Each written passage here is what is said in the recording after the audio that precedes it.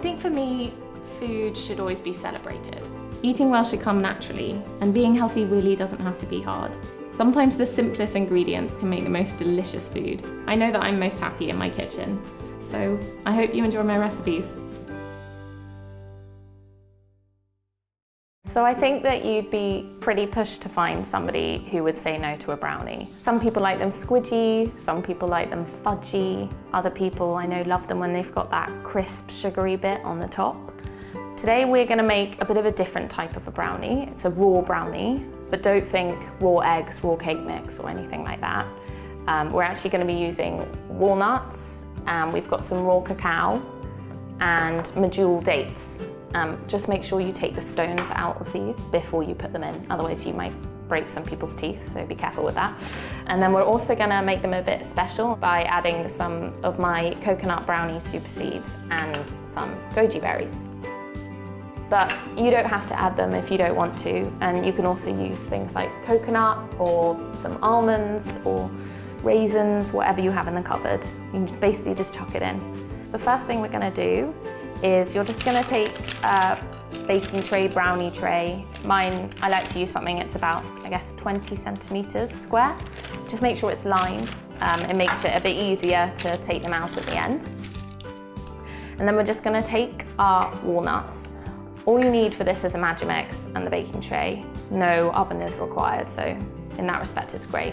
Good one for the kids. So we're just going to take 2 cups of walnuts. Just put them in there. And then once they're in, just going to pulse them down a little bit. Just until they're almost like a breadcrumb texture. So once that's done, we're going to add the rest of the ingredients.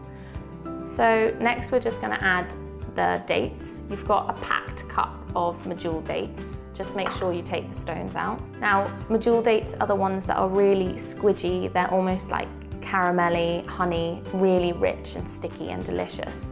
You can use normal dates, which are also cheaper, but you won't get the desired result, and I really recommend using these kinds of dates. Then we're going to use the raw cacao powder.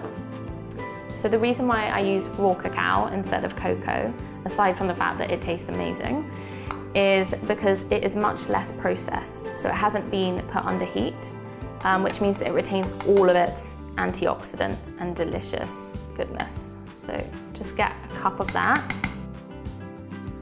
Lastly, we're going to add 2 tablespoons of coconut oil, which I've just melted. Coconut oil is naturally solid at room temperature unless it's really hot. So you just want to put it over a low heat just for about a minute or so until it melts. So once that's melted, just add that in as well. And then mix it all together again.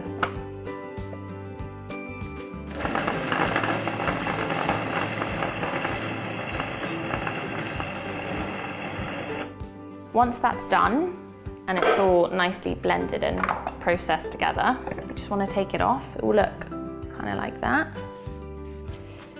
And just get a mixing bowl.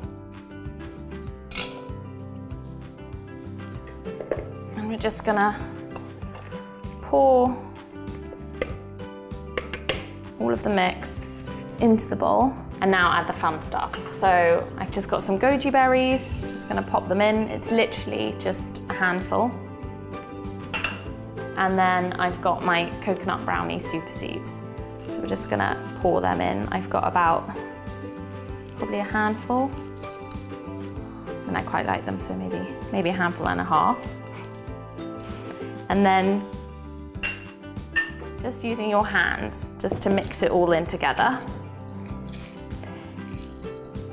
And the reason why we don't do this in the Magimix is just because it's quite nice to have some bite in there rather than everything blended to the same consistency. So now you can really see it's forming like a dough. It's quite thick. And then once that's done, just get your massive brownie clump and just push it into the tin. And then all we're gonna do is just pop them in the freezer for half an hour. So once they've been in the freezer for half an hour, just want to take them out, slot them out the tin. It's really easy with the baking paper. And then just slice them into squares.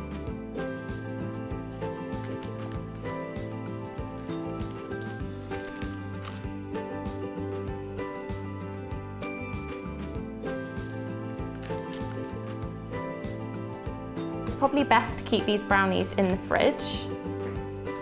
It's pretty tempting to eat them all straight away. But they'll last probably about 5 to 7 days. You can even keep them in the freezer. And they're really delicious for kind of an afternoon snack or a pudding or just any time of the day, really. And super good for you. So there we go.